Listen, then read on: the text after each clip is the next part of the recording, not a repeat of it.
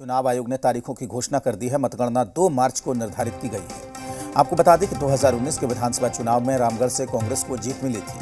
कांग्रेस की ममता देवी ने आजसू की सुनीता चौधरी को हराया था। रामगढ़ विधानसभा क्षेत्र में कुल मतदाताओं की तादाद करीब 3 लाख से ज्यादा है और इनमें से करीब 70,000 मुस्लिम वोटर हैं। वहीं दलित वोटरों की भी अच्छी खासी संख्या है। रामगढ़ उपचुनाव को लेकर कांग्रेस प्रदेश अध्यक्ष राजेश ठाकुर से जी बिहार झारखंड के रेसिडेंट एडिटर मनीष मेहता ने एक्सक्लूसिव बातचीत की। उन्होंने कहा कि महागठबंधन हर हाल में इस सीट पर जीत दर्ज करेगा।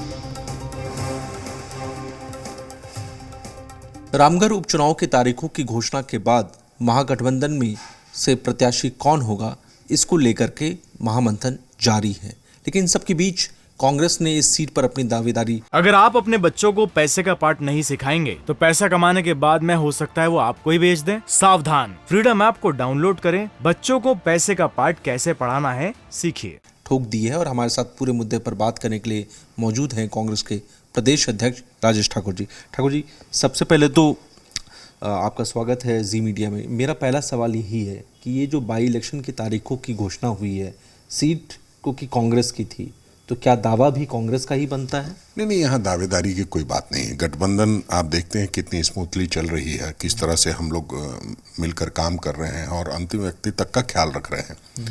तो ऐसे में दावेदारी की कोई बात नहीं है। पहले भी मुख्यमंत्री जी से बात हुई है, बाबा का आशीर्वाद है, गुरु जी का, तो कहीं कोई दिक्कत की बात नहीं है और हम लोग मिलजुल करके काम करते रहे, इसलिए दावेदारी की बात नहीं है। स्वाभाविक है कि हम लोग चुनाव में जा रहे हैं और चुनाव में पूरी तैयारी के साथ जा रहे हैं। लेकिन बीजेपी तो ये कह रही है, मैं आपको बीच में रोक रहा हूँ, बीजेपी ये कह रही है या फिर जो कहे कि जो संकेत दे रही है आप बीजेपी के तमाम शीर्ष नेता, वो ये है कि इस बार मुकाबले में एजेएसयू होगी कांग्रेस के सामने। बीजेपी एजेएसयू को बैक सपोर्ट करेगी। बीजेपी के नेता ये दम भर रहे हैं कि पिछले बार परिस्थितियां अलग थी, इस बार हम एकजुट होकर लड़ने जा रहे हैं और इसलिए इस बार शिकस्त आप लोगों को नहीं। पिछले बार उनको ये पता चल गया कि आजसू के बगैर उनका काम नहीं चल सकता है, इसलिए वो आजसू के आगे घुटने टेकने को मजबूर है। ये सीधा कहे ना, इसमें कहाँ कोई ये की बात है। उनको पता है कि आजसू के बगैर उनका काम नहीं चल सकता, इसलिए वो आजसू का सहारा ले रहे हैं या आजसू को सहारा दे रहे हैं। जो भी हो, दोनों की स्थिति वही है। तो हमको लगता है कि ठीक है, ये उनके लिए हो सकता है, लेकिन जिस तरह से उन्होंने अलग लड़ाई लड़ी थी और ये सोच करके लड़ा था और किस पोजीशन में भाजपा का उम्मीदवार था, हो सकता है उम्मीदवार कमज़ोर हो, तब तो उम्मीदवार एक से एक बैठे हुए हैं।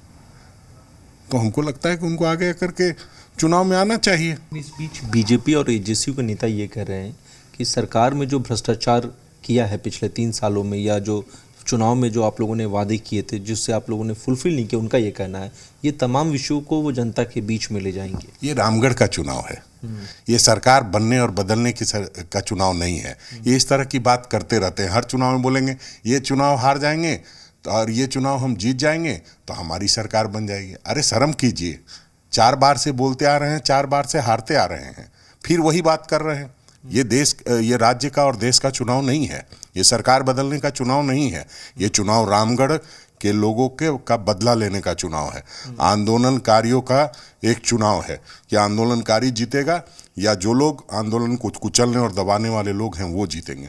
तो हम समझते हैं आंदोलनकारी की जीत होगी और कांग्रेस पार्टी ने आंदोलन का हमेशा समर्थन किया है और आज भी हम ममता देवी के साथ पूरी तरह से खड़े हैं और ममता देवी के समर्थक चाहते हैं कि कांग्रेस वहाँ पर चुनाव लड़े और कांग्रेस जीते। ममता देवी को न्याय कांग्रेस पार्टी ही देगी। राजेश ठाकुर कॉन्फिडेंट नजर आ रहे हैं, दम भर रहे हैं कि इस उपचुनाव में भी महागठबंधन की जीत होगी। लेकिन देखने वाली बात यह है कि इस बार का इलेक्शन में जनता किसे और किन मुद्दों के आधार पर जीत दर्ज करवाती है। कैमरा पर्सन संजय टोप्पो के साथ मनीष मेहता। अगर आप अपने बच्चों को पैसे का पाठ नहीं सिखाएंगे तो पैसा कमाने के बाद में हो सकता है वो आपको ही बेच दें। सावधान, फ्रीडम ऐप को डाउनलोड करें, बच्चों को पैसे का पाठ कैसे पढ़ाना है सीखिए।